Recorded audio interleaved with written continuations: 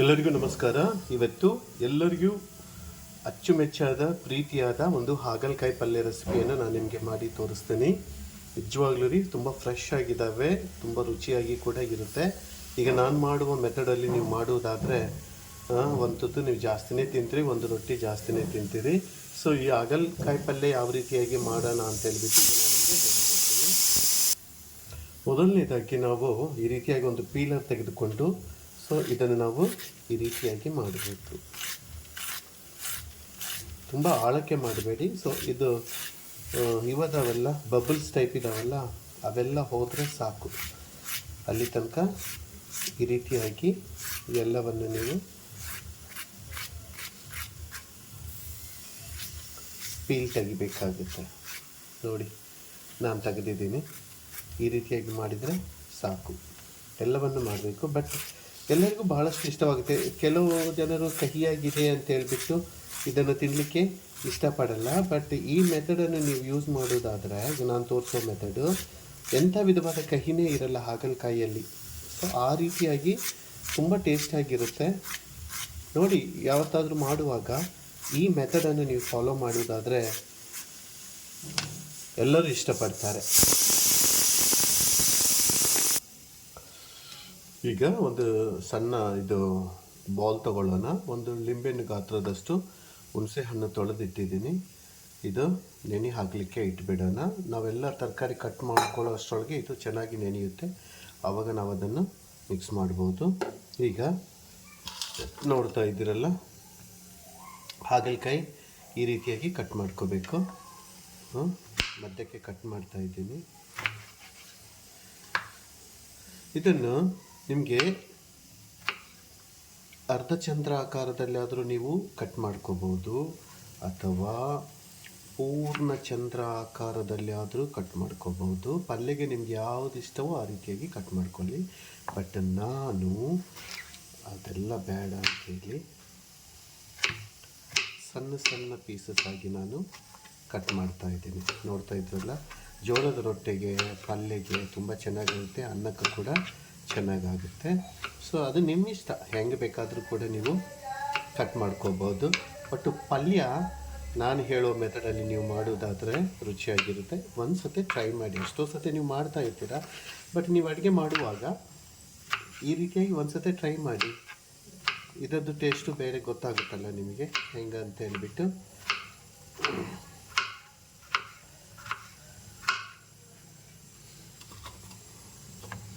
ನಾವು ಅಂದ್ಕೊಳ್ತೀವಿ ಇದೇನಪ್ಪ ಅಡುಗೆ ಮಾಡ್ತಾರೆ ಇವರು ಅಂತ ಹೇಳ್ಬಿಟ್ಟು. ಏನು, ಈ ಅಡುಗೆ ಮಾಡುವ ಪದ್ಧತಿ ಕೂಡ ಚೆನ್ನಾಗಿ ಗೊತ್ತಿರಬೇಕು. ಇಲ್ಲ ಅಂತಂದರೆ ಕೆಟ್ಟು ಹೋದರೆ ತಿನ್ನೋಕ್ಕಾಗಲ್ಲ.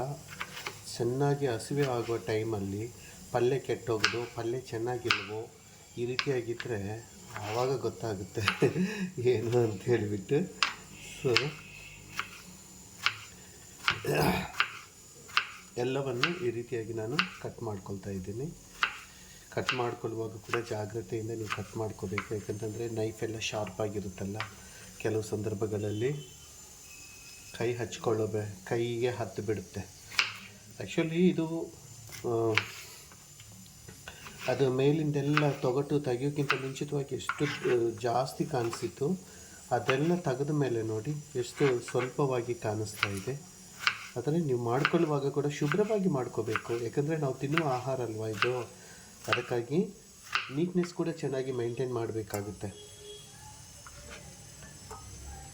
ಏನೋ ಹೆಂಗೆ ಬೇಕಾದ್ರೆ ಆ ಥರ ಮಾಡಿ ತಿಂದರೆ ಇಲ್ಲ, ಅದು ನಮಗೆ ಅಜೀರ್ಣ ಆಗ್ಬೋದು, ಅಥವಾ ಬೇರೆ ಬೇರೆ ಇಶ್ಯೂಸ್ ಕೂಡ ಆಗ್ತವೆ. ಅರ್ಥ ಆಯ್ತಲ್ಲ? ಎಲ್ಲ ಕಟ್ ಮಾಡಿ ಆಮೇಲೆ ನಾನು ನಿಮಗೆ ತೋರಿಸ್ತೀನಿ. ಈಗ ನೋಡಿ, ನಾವೆಲ್ಲ ಕಟ್ ಮಾಡಿದ್ದೀವಲ್ಲ, ಇಷ್ಟಾಗಿದ್ದಾವೆ ನೋಡಿ, ಎಷ್ಟು ಕ್ಯೂಟಾಗಿ ಕಾಣಿಸ್ತಾ ಇದ್ದಾವಲ್ಲ. ಇದಕ್ಕೆ ಈಗ 1 ಸ್ಪೂನಷ್ಟು ಉಪ್ಪು ಹಾಕಿಬಿಡೋಣ. 1 ಸ್ಪೂನ್ ಸಾಕು. ಆನಂತರ ಒಂದು ಅರ್ಧ ಸ್ಪೂನಷ್ಟು ಅರಿಶಿನ ಪೌಡ್ರು, ಹೆಚ್ಚು ಕಡಿಮೆ 1 ಸ್ಪೂನ್ ಆಗುವಷ್ಟು ಅರಿಶಿನ ಪೌಡ್ರನ್ನು ಹಾಕಿ ಇದನ್ನು ಚೆನ್ನಾಗಿ ಮಿಕ್ಸ್ ಮಾಡಬೇಕು.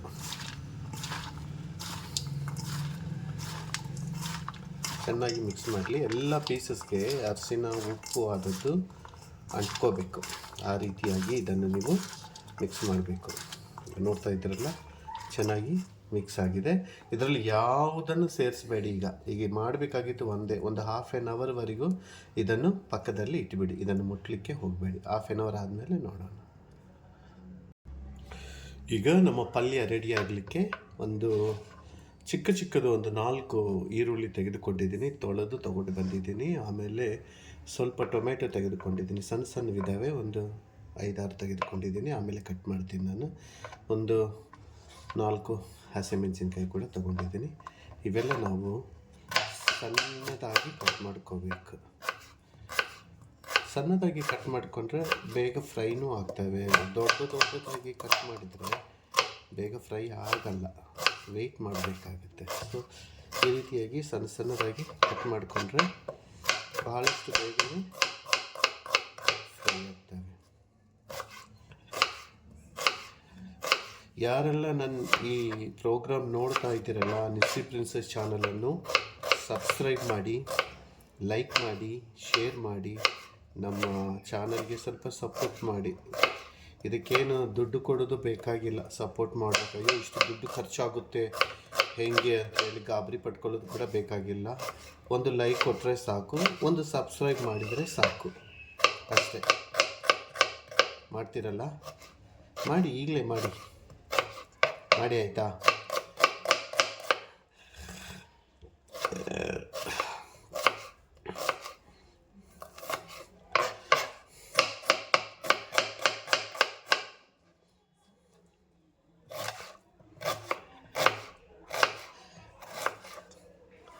ಈಗ ಈರುಳ್ಳಿ ಕಟ್ಟಾಗಿದೆ. ಆನಂತರ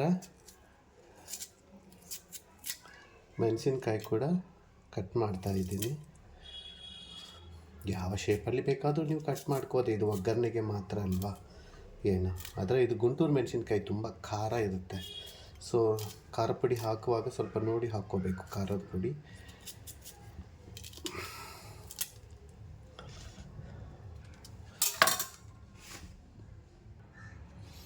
ಈಗ ಟೊಮೆಟೊ ಕಟ್ ಮಾಡ್ತಾ ಇದ್ದೀನಿ, ಸಣ್ಣವಿದ್ದಾವೆ. ಅದು ಒಂದು 5-6 ತೆಗೆದುಕೊಂಡಿದ್ದೀನಿ. ಈ ಅಡುಗೆ ಮಾಡುವಾಗ ದೊಡ್ಡ ಪ್ರಾಬ್ಲಮ್ ಏನು ಅಂತಂದರೆ, ಎಲ್ಲ ತರಕಾರಿಗಳನ್ನು ಕಟ್ ಮಾಡ್ಕೋಬೇಕು ನೋಡು, ಅದೇ ದೊಡ್ಡ ಟಾಸ್ಕ್. ಅವೆಲ್ಲ ಕಟ್ ಮಾಡಿಕೊಂಡು ರೆಡಿಯಾಗಿ ಇಟ್ಕೊಂಡ್ರೆ ಅಡುಗೆ ಮಾಡೋದು ಭಾಳ ಸುಲಭ, ಈಸಿಯಾಗಿ ಅಡುಗೆ ಮಾಡ್ಬೋದು. ಆದರೆ ಇದೆಲ್ಲ ಕಟ್ ಮಾಡೋದೇ ದೊಡ್ಡ ತಲೆನೋವು. ಕರೆಕ್ಟಾಗಿ ಕಟ್ ಮಾಡಬೇಕು ನೋಡಿ. ಆನಂತರ ಹುಳಕಾಯಿ ಇದೆಯೋ ಇಲ್ವೋ, ಆನಂತರ ಕೆಟ್ಟೋಗಿದೆಯಾ ಚೆನ್ನಾಗಿದೆಯಾ, ಇವೆಲ್ಲ ನೋಡಿಕೊಂಡು ಒಂದೊಂದು ಥರ ಪಲ್ಯಕ್ಕೆ ಒಂದೊಂದು ಥರ ವೆಜಿಟೇಬಲ್ಸನ್ನು ಕಟ್ ಮಾಡಬೇಕು. ಅದು ಕೂಡ ಜ್ಞಾಪಕದಲ್ಲಿ ಇಟ್ಕೋಬೇಕು ಅಡುಗೆ ಮಾಡುವಾಗ.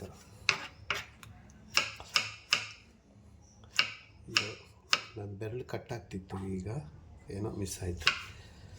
ಬೇಗ ಮಾಡಬೇಕು ಅಂತಂದರೆ ಇದೊಂದು.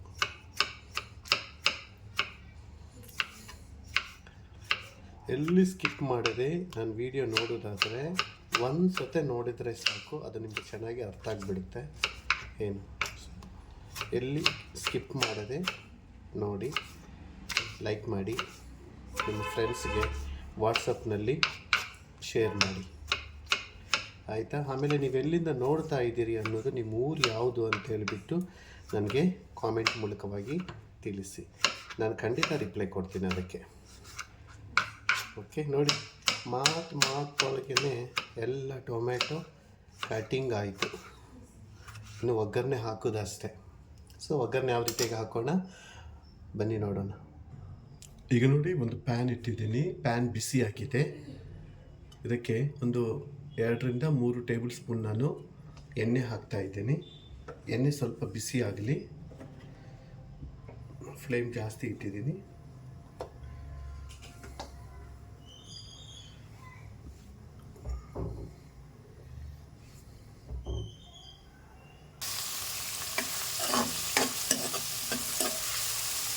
ಈರುಳ್ಳಿ, ಹಸಿಮೆಣಸಿನ್ಕಾಯಿ, ಆನಂತರ ಕರಿಬೇವು ಸೊಪ್ಪು ಹಾಕಿದ್ದೀವಲ್ಲ, ಇದು ಸ್ವಲ್ಪ ಚೆನ್ನಾಗಿ ಫ್ರೈ ಆಗಲಿ.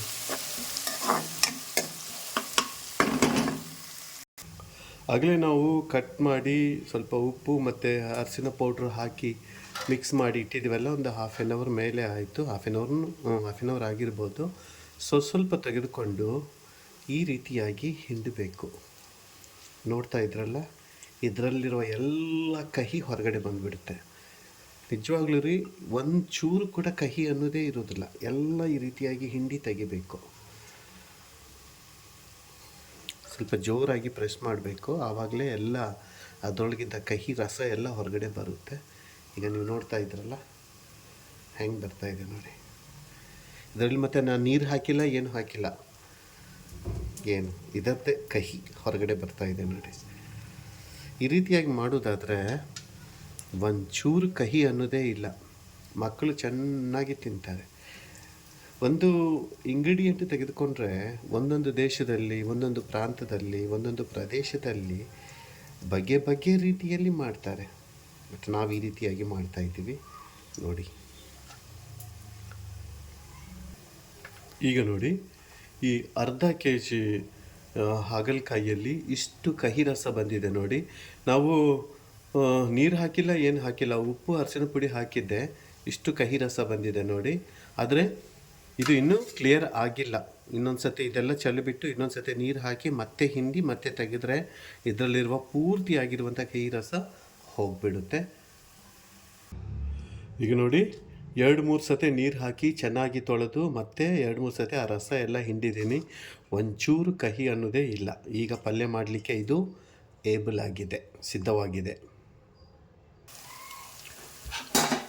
ಈರುಳ್ಳಿ ಫ್ರೈ ಆಗಿದೆ. ಈಗ ಇದರೊಳಗೆ 1 ಅಥವಾ 1.5 ಸ್ಪೂನ್ ತನಕ ಶುಂಠಿ ಬೆಳ್ಳುಳ್ಳಿ ಪೇಸ್ಟ್ ಇದನ್ನು ಹಾಕಿಬಿಡೋಣ. ಇದು ಕೂಡ ಹಸೆ ವಾಸನೆ ಹೋಗೋ ತನಕ ಚೆನ್ನಾಗಿ ನಾವು ಇದನ್ನು ಫ್ರೈ ಮಾಡಬೇಕು. ಇದು ಫ್ರೈ ಆಗೋಷ್ಟರೊಳಗೆ ಇನ್ನೊಂದು ಕೆಲಸ ಮಾಡಬೇಕಾಗಿದೆ ನಾವು. ಈ ಕಡೆ ಒಲೆಯಲ್ಲಿ ಕೂಡ ಒಂದು ಸಣ್ಣ ಪ್ಯಾನ್ ಇಟ್ಟಿದ್ದೀನಿ. ಪ್ಯಾನಲ್ಲಿ ಒಂದು 2 ಸ್ಪೂನಷ್ಟು ಆಯಿಲ್ ಹಾಕ್ತಾ ಇದ್ದೀನಿ. ಆಯಿಲ್ ಸ್ವಲ್ಪ ಬಿಸಿ ಆಗಲಿ. ಬಿಸಿ ಆದ ಮೇಲೆ ನಾವು ಕಟ್ ಮಾಡಿ ಇಟ್ಕೊಂಡಿದ್ದೀವಲ್ಲ, ಎಲ್ಲವನ್ನು ಇದರಲ್ಲಿ ಹಾಕಿಬಿಡೋಣ.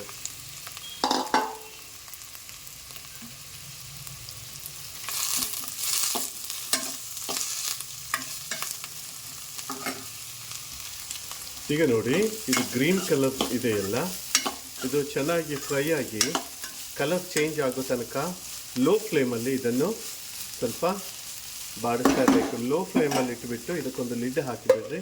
ಲೋ ಫ್ಲೇಮಲ್ಲಿ ಇಟ್ಬಿಟ್ಟು ಇದನ್ನೇನು ಮಾಡಿರಿ, ಫ್ರೈ ಮಾಡ್ಕೊಳ್ಳಿ.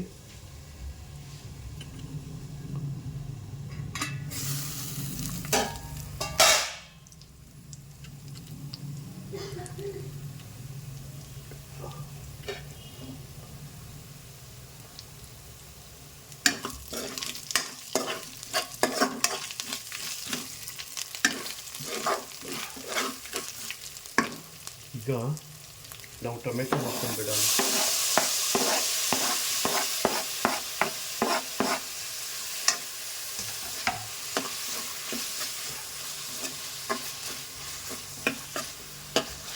ಈ ಟೊಮೆಟೊ ಎಲ್ಲ ಚೆನ್ನಾಗಿ ಮೆತ್ತಗೆ ಆಗಬೇಕು. ಅಲ್ಲಿ ತನಕ ಇದನ್ನು ಮುಚ್ಚಳ ಹಾಕಿ ಸ್ವಲ್ಪ ದಮ್ಮಿಗೆ ಬಿಟ್ಬಿಡೋಣ. ತಳ ಹಿಡಿಯದಂತೆ ಮಧ್ಯದಲ್ಲಿ ಇದನ್ನು ನಾವು ಸ್ವಲ್ಪ ತಿರುಗಿಸ್ತಾ ಇರಬೇಕು. ಲೋ ಫ್ಲೇಮಲ್ಲೇ ಇಡಬೇಕು. ಆದರೆ ತಳ ಹಿಡಿಯದಂತೆ ನಿಮಿಷಕ್ಕೆ 2 ನಿಮಿಷಕ್ಕೆ ಒಂದು ಸತಿ ಇದನ್ನು ತಿರುಗಿಸ್ತಾ ಇರಬೇಕು.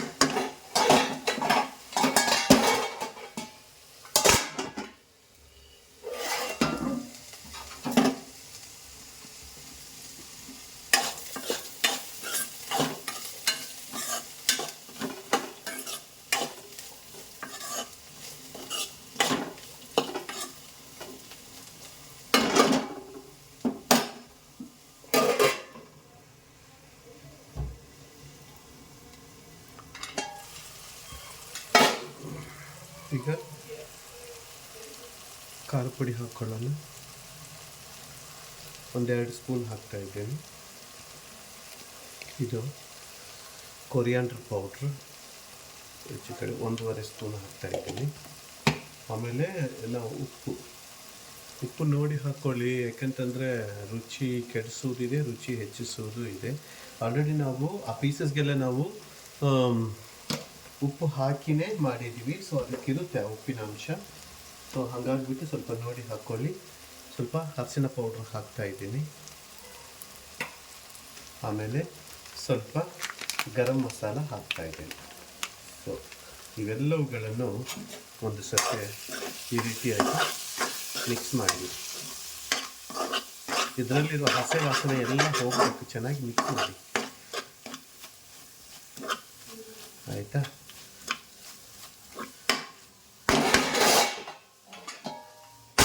ಮುಚ್ಚಳ ಬೇರೆ ಇರುವುದೇ ಇಲ್ಲ, ಕೆಳಗಡೆ ಬೀಳ್ತಾನೆ ಇರುತ್ತೆ, ಅದರಿಂದ ದೊಡ್ಡ ಸಮಸ್ಯೆ. ಈ ಮಸಾಲೆ ಪೌಡರ್ಸ್ ಎಲ್ಲ ಫ್ರೈ ಆದಮೇಲೆ ಎಷ್ಟು ಒಳ್ಳೆ ಪರಿಮಳ ಬರುತ್ತೆ ನೋಡಿ. ಈ ಕಡೆ ನೋಡೋಣ. ಈಗ ನೋಡಿ, ನಾನು ಆವಾಗ ಹೇಳಿದ್ನಲ್ಲ, ಆ ಗ್ರೀನ್ ಕಲರ್ ಎಲ್ಲ ಹೋಗಿ ಕಲರ್ ಚೇಂಜ್ ಆಗಬೇಕು ಅಂತೇಳಿ. ಇದು 100% ಆಗಿದೆ. ಫ್ಲೇಮ್ ಆಫ್ ಮಾಡಿಬಿಡೋಣ. ಇವುಗಳನ್ನು ಏನು ಮಾಡೋಣ ಅಂತಂದರೆ ತೆಗೆದು ಈ ಪ್ಯಾನಿಗೆ ಶಿಫ್ಟ್ ಮಾಡಿಕೊಳ್ಳೋಣ. ಎಸ್, ಈಗ ನಾವು ಹುಣಸೆ ಹಣ್ಣು ನೆನೆಸಿಟ್ಕೊಂಡಿದ್ವಲ್ಲ, ಅದರ ರಸ ಹಾಕ್ಬಿಡೋಣ. ಇದೆಲ್ಲ ಒಂದು ಸತಿ ಮಿಕ್ಸ್ ಕೊಟ್ಬಿಡೋಣ.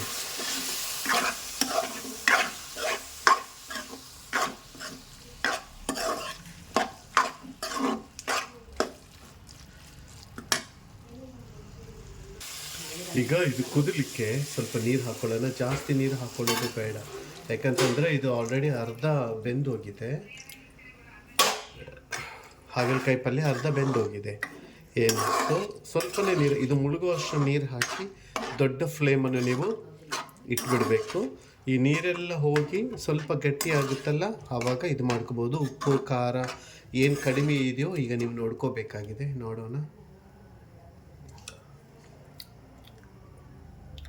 ಉಪ್ಪು ಖಾರ ಹುಳಿ ಎಲ್ಲ ಕರೆಕ್ಟ್ ಆಗಿದೆ. ದೊಡ್ಡ ಫ್ಲೇಮ್ ಕೂಡ ಇಟ್ಟಿದ್ದೀನಿ. ಇದು ಚೆನ್ನಾಗಿ ಬೇಯಲಿ. ಈಗ ಲಿಡ್ ಫಿನಿಶ್ಡ್. ಆ್ಯಕ್ಚುಲಿ ಇದು ನೋಡ್ತಾ ಇದ್ರಲ್ಲ ಕುಕ್ಕರಲ್ಲಿ, ಇದು ನಮ್ಮ ಪಪ್ಪು ಅಂತೀವಿ ಆಂಧ್ರ ಭಾಷೆಯಲ್ಲಿ. ಇದು ಮೆಂತ್ಯ ಸೊಪ್ಪು ಮತ್ತು ಪಾಲಕ್ ಹಾಕಿ ಮಾಡಿದ್ದು. ಆ್ಯಕ್ಚುಲಿ ನಾನು ಈ ವಿಡಿಯೋ ಮಾಡಬೇಕಂತೇಳಿ ಎಲ್ಲ ಇಂಗ್ರೀಡಿಯೆಂಟ್ ತಗೊಂಡು ಕಟ್ ಮಾಡಿ ಎಲ್ಲ ಅರ್ಧ ವಿಡಿಯೋ ಮಾಡಿದೆ. ಸರಿ, ಏನಾಯಿತು, ಕ್ಯಾಮೆರಾ ಸ್ಟ್ಯಾಂಡ್ ಸರಿ ಮಾಡೋಣ ಅಂತ ಹೇಳಿಬಿಟ್ಟು ಕ್ಯಾಮ್ರಾ ಸ್ಟ್ಯಾಂಡು ಹತ್ರ ಹೋಗಿ ಇದು ಸರಿ ಮಾಡೋಷ್ಟೊಳಗೆ ಕೈ ತಾಕಿ ಅದು ವಿಡಿಯೋ ಕಟ್ ಆಗಿಬಿಟ್ಟಿತ್ತು.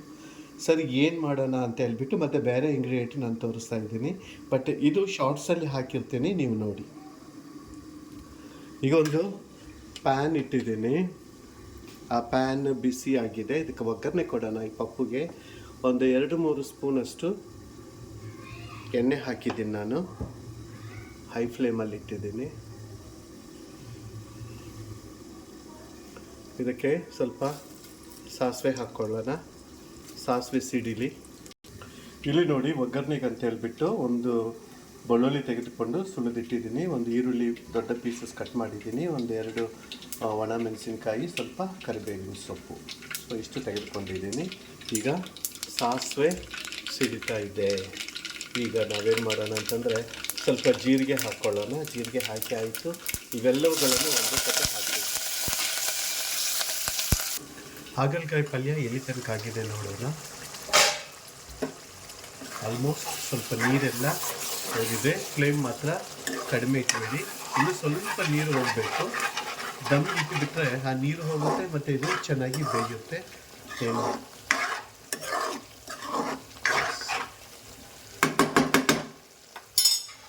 ಲೋ ಫ್ಲೇಮಲ್ಲಿ ಇಟ್ಟಿದ್ದೀನಿ, ಸ್ವಲ್ಪ ದಮ್ಗೆ ಬಿಡ್ತಾ ಇದ್ದೀನಿ.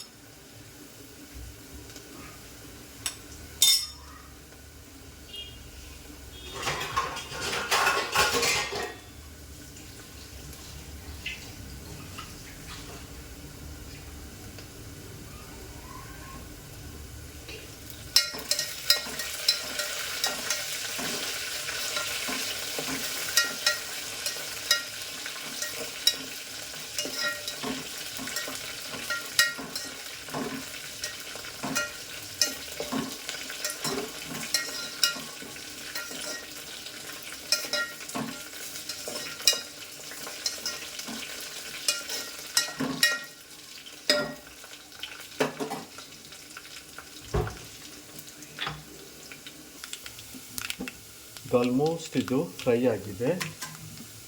ಈಗೇನು ಮಾಡೋಣ, ನಮ್ಮ ಪಪ್ಪು ಇದರಲ್ಲಿ ಹಾಕ್ತೀವಿ.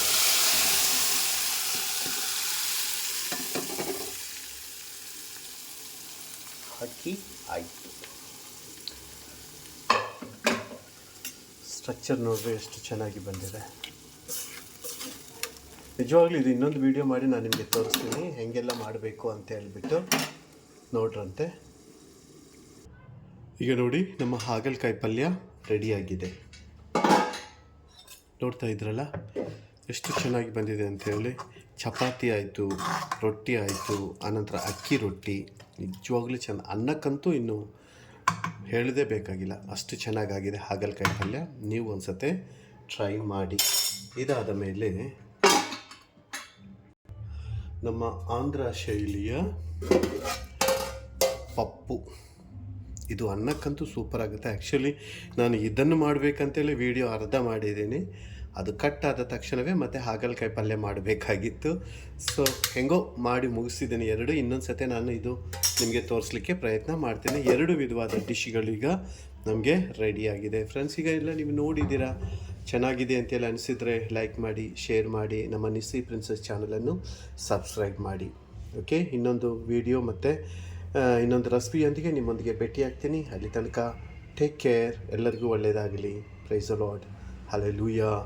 ಶಾಲೋಮ್.